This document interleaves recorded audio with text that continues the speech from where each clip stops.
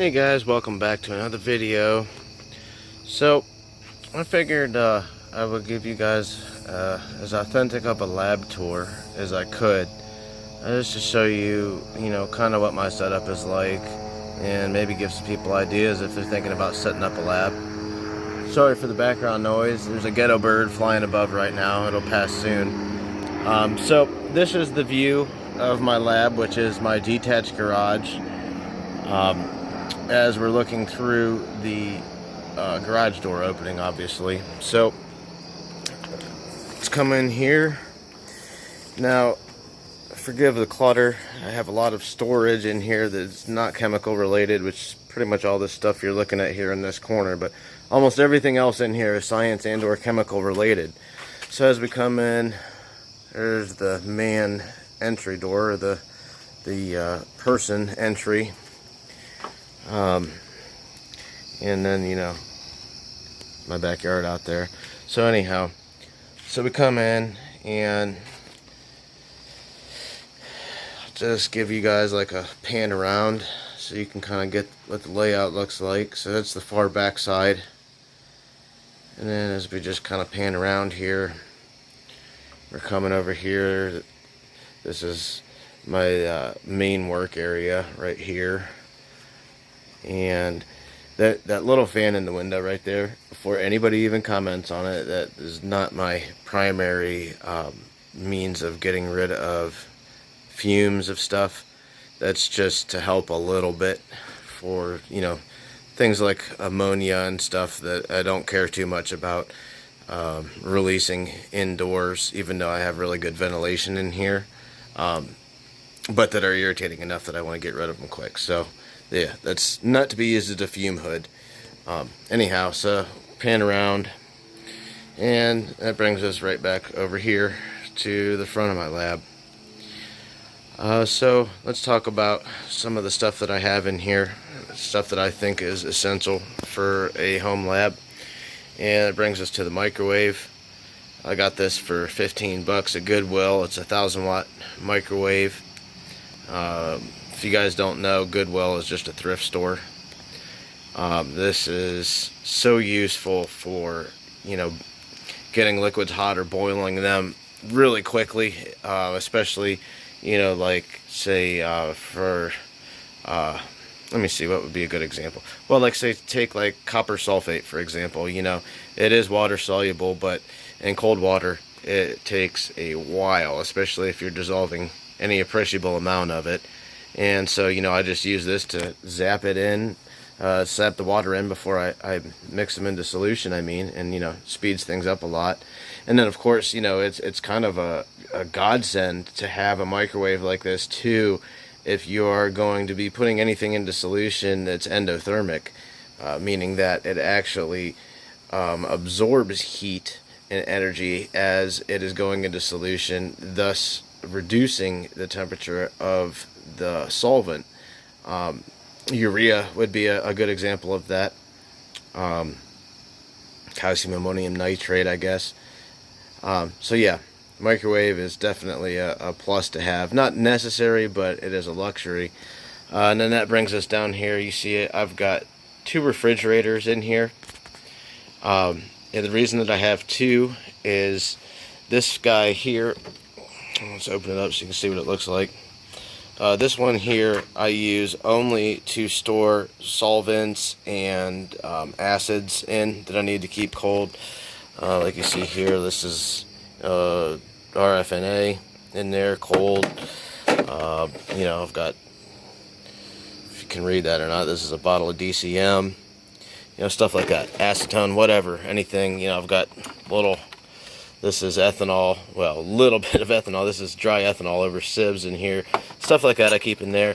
I also have bottles of just distilled water that I keep also in there. However, those are not in this fridge. Those are in this fridge over here. And the reason is because I keep this fridge at -5°C, so the water will freeze. None of my acids or solvents that I keep in there will.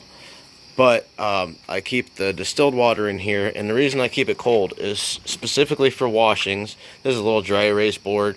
that I can write everything that I have in the fridge on it, is what I do. So on the top half, this is everything that's crystallizing, and then if I have something recrystallizing, I write it down there, just because I'm a forgetful fuck and I would not remember otherwise.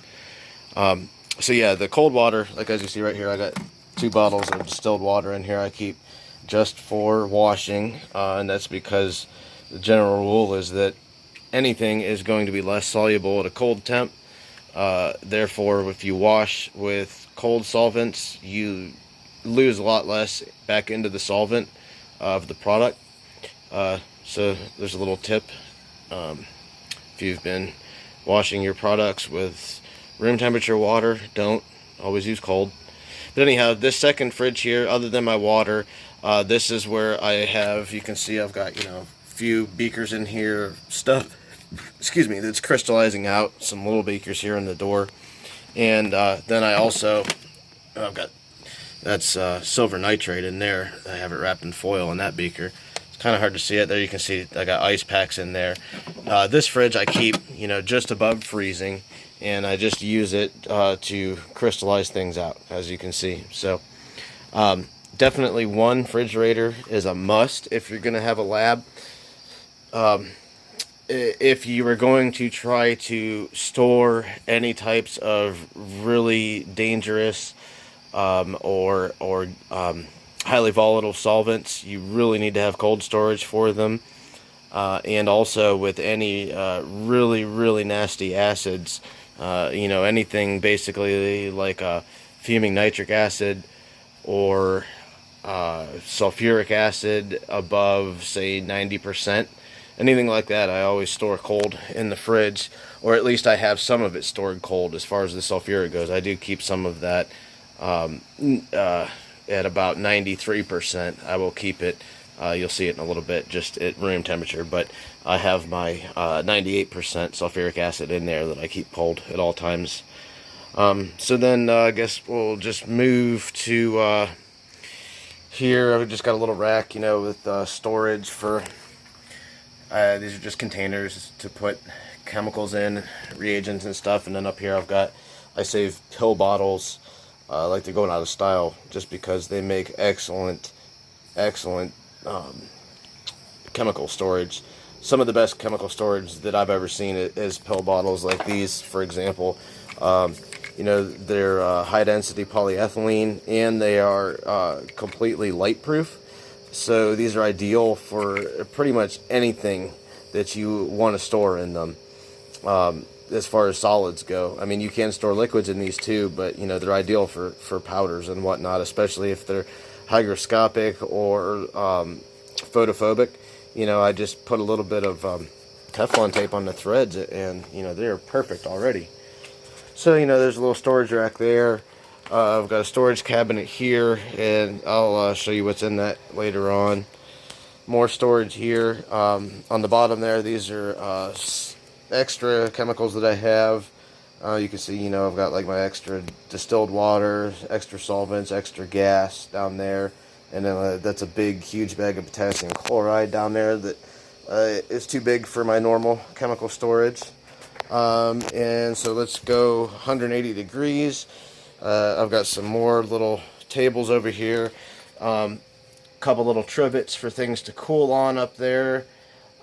They're just pieces of granite that I got. They were like discontinued samples. And then what I use this to store, every single thing that you're looking at in there is some type of a desiccant. I just have those kind of in a separate area there. I've got 2 areas for desiccants actually, but they're kind of just a mirror image of one another. One has bigger bottles than the other. And then down here I just have some random, can we see that? Miscellaneous stuff. You're not missing much. I mean, there's just, some random stuff in there. Sand for heating and what have you. Big 1 liter boiling flask, but it's not jointed, so I use it rarely. Okay, so alright, we'll come to here. This is basically my main workstation. Boy, I wish I could get I'll have to kind of come like this so you guys can see, but it's right here by the window. And then I have a fan here. I got 4 fans in here, and then of course 2 doors open. So for many things, I can just sit right here and work. Don't even have to get up, which with the back problems I have, it is nice. And then I've got a little toaster oven sitting there that I use for drying salts, charging molecular sieves, anything that you basically need an oven for, I use that for. It goes up to, 450 Fahrenheit, 500 Fahrenheit, I believe. So, for a lot of things, it's totally useful. That was $5 at a thrift store. And then this desk is nice. It's got 3 drawers on this side. Or I'm sorry, 2. It looks like 3. This is just one big drawer. And this is largely empty right now, but this is where I keep all my beakers. Down in this drawer down here, this is all my graduated cylinders, set funnels, addition funnels, gas washing bottles. Then we move over here, this top drawer here. Okay, all the way in the back there, it's adhesives and tapes. Not too important for this. But then I've got both my scales, digital thermocouple, safety glasses. In here, these are thermocouple probes. So basically all my weighing stuff is right there. Measuring cups, syringes, rubber bands, Teflon tape. Got pH paper in here. So this is stuff I like to have, quick access to. And then come down a drawer. This is other stuff I like to have quick access to that I use quite often. I've got, cotton balls for filtering, lab jack. There's boiling chips in here, sand, a thing of Ket clips. This is petri dishes and watch plates, and then these are all of my joint lubes there, joint greases. And then finally, the third drawer down here, this is the start of my distillation equipment stuff. Right in here, these are all, this is like a thermo well, air bleeder adapter. These are all my stoppers. And then up there, that's, other miscellaneous glassware. I have to have this graduated cylinder in here instead of the other side, just because it's too long to fit in that other drawer. And then right here, right next to the desk, I've got these hot plates I just leave sitting out all the time, and that's because they're broken. This one is the one that only gets hot to maximum just by the master switch turning on, so it's mostly broken. This one only stirs. That's why I just leave them out. I don't really give a shit if they, are subjected to atmospheric moisture and stuff at all. Otherwise, I usually will, you see I got my mantle and another hot plate back there. I'll put them aside, or if I'm going to not use them for a long time, which never happens, I would put them in a baggie with a desiccator pack in them and then put them in a drawer. So anyhow, those are right there, so it's real convenient. I'm sitting here, and I've got my 2 stir plates right there. I got a bunch of this is largely empty right now too, because dirty glassware. I wanted to do an authentic lab tour, which means that I didn't want to actually do any heavy-duty cleaning before I showed you guys what it looked like, because a real lab, you're gonna have dirty glassware and shit laying all over the place. It's not gonna be immaculate. And as a result, my drawers are rather empty. But this is where I keep all of my Erlenmeyer flasks, jointed and unjointed. Then down here, I've got this is my benchtop power supply, air pump. I've got miscellaneous ring stands and stuff in there. These are actually, I love these things. What they are is just silicone drinking straws.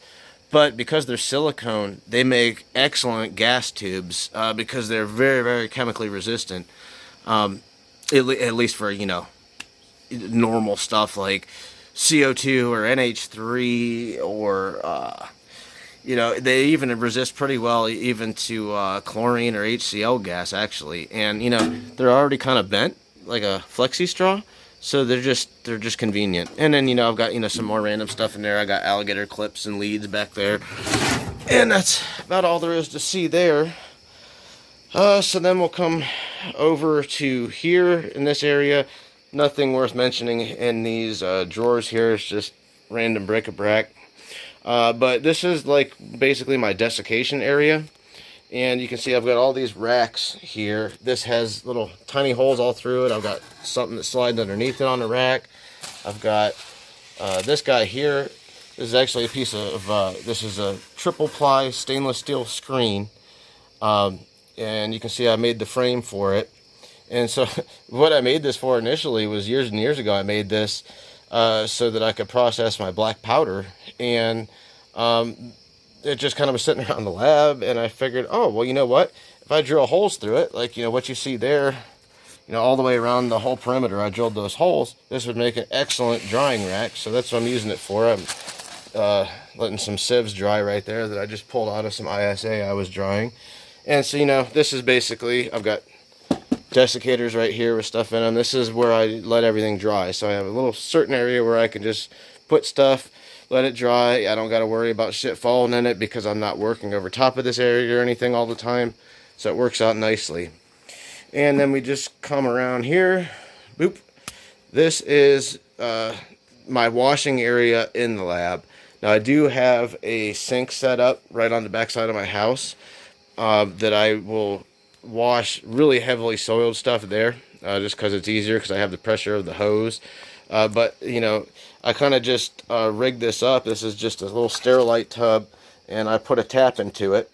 And so what I do is I fill up jugs of water at the hose and bring them into here. And then I can just use this as a basin, and I, you know, rinse all my stuff into here. And then I have jugs like this that I drain the wastewater into.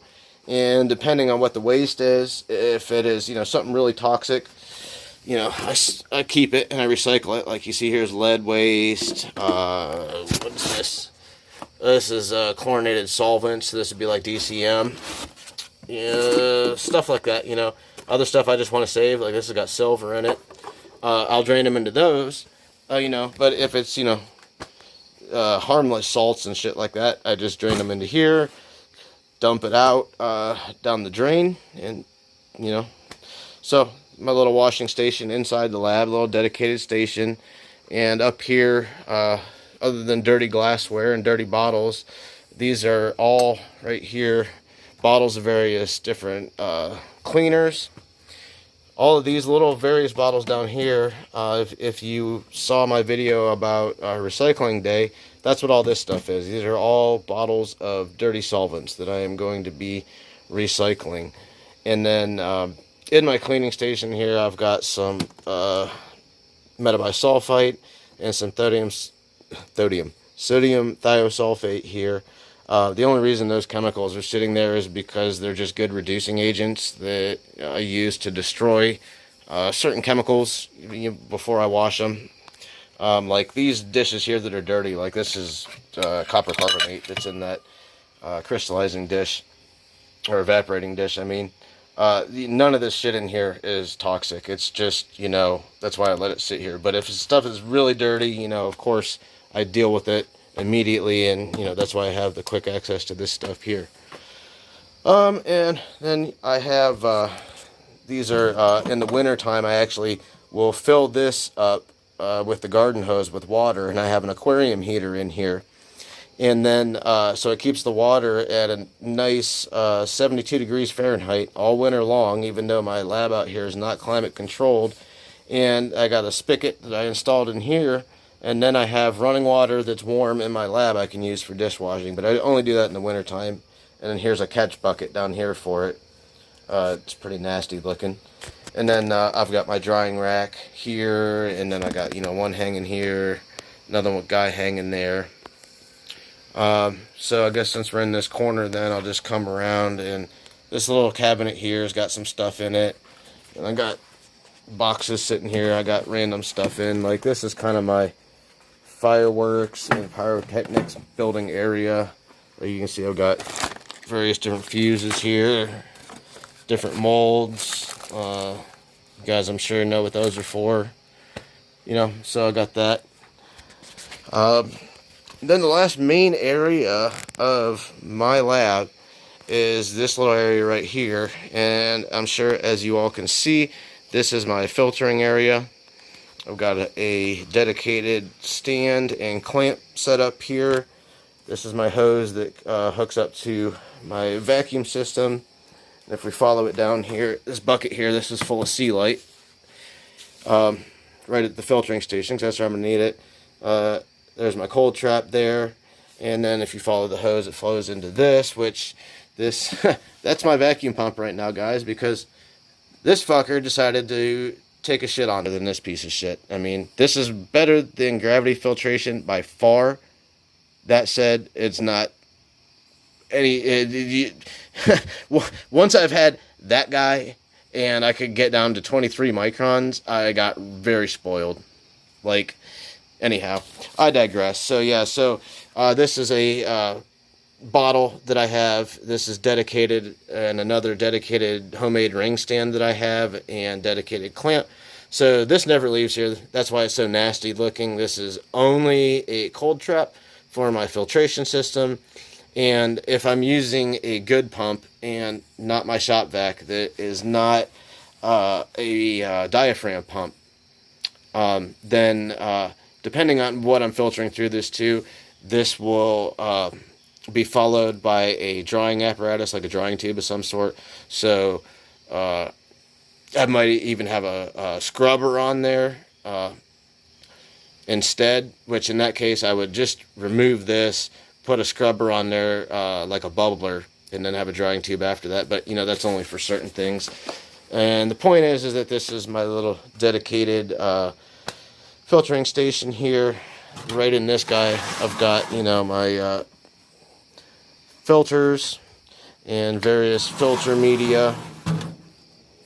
I got this little thing here that I got my adapters in. I keep this right here because this is nice, because if you have the filter adapters like I have, and you just have some of these straight stemmed funnels like this, you can actually take the filter adapters and you can use this right in there like that, and you just hook your vacuum up to this little nipple there. You know, this is just a straight vacuum takeoff adapter for distillations, but you can use it, you know, to rig up your own vacuum flask from just a normal jointed flask. So anyhow, I keep that there. I've got a bunch of plastic knives here.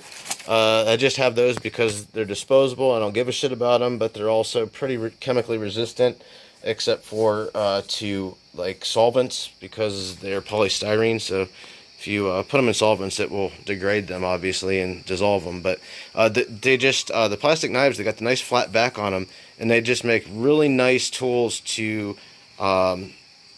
scrape your crystals or whatever precipitate you have down off the side of the beaker when you're trying to get it into the filter. And then they're nice too, because if you're like, you know, messing with something like thallium or, you know, osmium or something that you just really don't want to mess with too much, then you just throw them away, you know. Wrap them in a baggie and throw them away. You rinse them off first, obviously, into something you're going to store, but then you throw them away. You don't have to worry about, you know, like a rubber spatula, like it being tainted with whatever, you know. So that's about it for the stations that I have in my laboratory. But the only other thing worth mentioning is I have two separate trash cans here. This one is just kind of for general trash, and this one is for, there's general trash in there right now, but if it's empty, I use this just for throwing away like really soiled gloves, really nasty paper towels and stuff like that. I just try to keep them separate so I don't have any inadvertent reactions with stuff, because you never know. You always want to be really careful about your chemical trash. So I guess that brings me to, oh, you know, we do have this down here where I got my gloves, foil, plastic wrap, wax paper, little dishes that I use for ice baths, lids, and then in here, this is round bottoms, various round bottoms. It's half empty right now. And then down here is where I keep all my different condensers, and my sock slit extractor I keep in there. This is right over next to it here. There's, you know, paper towels, different just trays and stuff to dry on. This guy right here fits in my toaster oven, so that's nice for like charging sieves and stuff. These are my other desiccants I was talking about. There's the bigger containers of them, and then I have like a huge jar in the back, all the way back there, of sieves. And I don't have sieves in the other spot, So anyhow, okay, so I think I got all the equipment now. Let's move on to the chemical storage. And so basically, it's a real simple system that I have. You already saw the cold storage, so I won't go back over that. God, I can't talk. It's getting late. So down here, you know, this is a shelf that I built in, and I've got various, these are kind of surplus chemicals down here, but it's a mixture. I've got some stuff that is not surplus, like this whole kind of pile of stuff right in here. These are all of my metal oxides that I have. But then, like, next to it, this is just like a huge bag of extra silica gel that I have. A bunch of starter fluid, you know, for my ether, extra copper sulfate, extra bleach, and so forth. So, you know, it's just a shelf for chemicals. But, you know, the main feature is that I put this big lip on it right here so that the stuff can't ever fall forward. And I don't have that up here. And this is where I have most of my chemicals, as you can see, is on this shelf. However, you know, I don't ever bump it. I'm always really careful. But I think I'm going to install a little lip on this just so that the stuff doesn't fall off. But the way that I basically have all these organized is kind of, for one, all of my real heavy oxidizers, like you can see here, these are all my hydroxides here. Carbonates are not really heavy oxidizers, but they're not going to react with the hydroxides. That's why I have those next to them. I got those all the way down here, and then you go all the way down to the other end. It gets less and less. Like all the way down on the other end, I've got my nitrate sitting here. But the point is that nothing that's next to each other can spill. Everything is in secure threaded caps, or if it is in a little jar like this, it is you know, sufficiently a big enough jar to where, you know, you see like that one, they're not going to spill out. It's sealed tight enough. The only issue that I have worry about anyhow is that, you know, if there was an earthquake, everything could rattle off. But that said, I try to use as much HDPE as I can for my bottles, or polypropylene. So, you know, if any of these did fall off in an earthquake or whatever, they're not going to shatter. And that's very important. I guess really the one thing I should mention is right in here is I've got a section where I keep a lot of my carboxylic acids, and I keep those separate from all the heavy oxidizers too. I know that's very important to do. You want to keep anything organic like that away. And then over here, this is just kind of other various chemicals. You see I've got a lip on here so none of them will fall off. A lot of this stuff over here is more sensitive than stuff over there as far as reactivity goes. But, you know, not necessarily. Most of this stuff is stuff that I have made too. Well, I guess everything is stuff that I made, so it doesn't matter. Almost everything. 90% of everything. But the point is that I just wanted to show you is everything is stored here nicely. Everything, you know, it can't fall over. It can't tip. There's a nice lip right here. And then we go up on top here. And these are the only acids that I have out right here. And I have... oh, I'm sorry, I do have some HCl. It's over on my desk over there, but I've got phosphoric, glacial acetic. This is my 93% sulfuric I was telling you about, and I've got this little tiny bottle of, this is really old perchloric acid. But you see how I have all of them in this. This is a HDPE bin with a nice lip on it. This goes down about 2 inches, so none of these can spill. That's why they're not in secondary containment bags. But this in itself acts as secondary containment, because like if this were to say fall over like that and the bottle was, something was wrong with it and it leaked, you know, it's going to catch into here and it's not going to flow down onto anything else. And then I've got some liquid reagents up here. I've got like benzene, dioxane, ethanol, that type of stuff. 3% peroxide. Got my concentrated ammonia up here. And that's pretty much all of my chemical storage, except this one cabinet here. This is where, as you can see, anything really sensitive or toxic is kept in there. And for one, this is completely out of any light. There's no light that gets into here, no sunlight whatsoever. And I have this bungee cord system here. This cannot come open on its own. And it's also got a magnetic latch. And, you know, there's nothing really that bad in here. Basically, the worst thing in there is like cyanide. But it is stuff that, you know, it just helps me remember that I need to respect anything that's in that cabinet a lot more.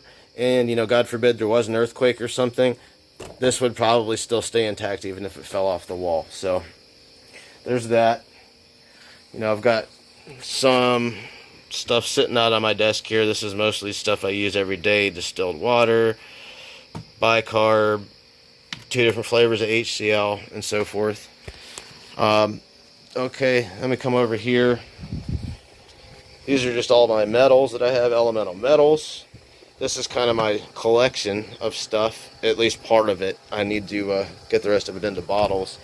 And then I have, in this cabinet here, I said we would get to, it's going to be hard to see, but up here this is packed full of surplus reagents that I have.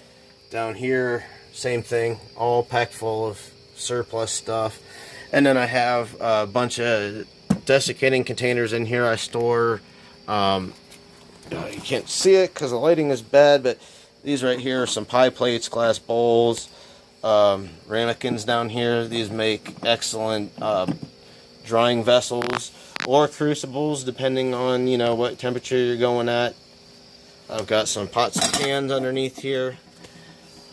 And that's about it, guys. Oh, up here I've got some elemental metals too, but these are not like reagent grade. These are just basically scrap. You know, I've got copper, brass, lead, iron, that type of stuff. This here is all my brass left over from the range, predominantly. So that's pretty much it to the Lead Azide Labs. So real quickly, I'll just go over a few things that I just didn't cover, kind of glazed over them. First of all, we're here at my main workstation, and you can see along the back here, I've got all these hooks with various forceps, hemostats, scissors, all that kind of stuff. So I have real quick access to those. I got a flashlight there. This is a nice silicone hot pad. And then, as I pointed out in the video, so down here in these drawers here, these are like all my stir bars in here. We come down here, these are our air stones and check valves. And then down in here, these are just little tiny glass tubes. This is my favorite neodymium magnet right here. Then we come up here. I keep this coffee pot right here so that really what I use it for, since I got the microwave, I don't use it for heating water for reaction so much, but what I use this for is I will turn the coffee pot on with this full of water so that it keeps this hot. And if I am say doing like a phenol distillation, I will put my water pump in here while this is on, and then I get a continuous flow of hot water through my condensers. And then on the back over here, test tubes. There's usually about 5 or 6 more funnels in there. They're all dirty, more test tubes. Right here, these are all just little lids. These are pieces of EPDM or roofing rubber that I've cut. You can just lay them over top of a beaker like a watch glass. Some more lids in there, crucible lids, high temp lids. This is a piece of window screen that I cut, and I use this to put over top of things sometimes, like a watch glass. This is particularly useful when I'm doing a filtration, gravity filtration especially. That's going to take a long time. I just will sit that right on top of the funnel, and that keeps any dust and debris from getting into it while not sucking down to the funnel and creating a seal, thus disallowing the air to get behind it. And you need the air to come behind something for water to flow, so that prevents that. And then here I've got, you know, various spoons, spatulas.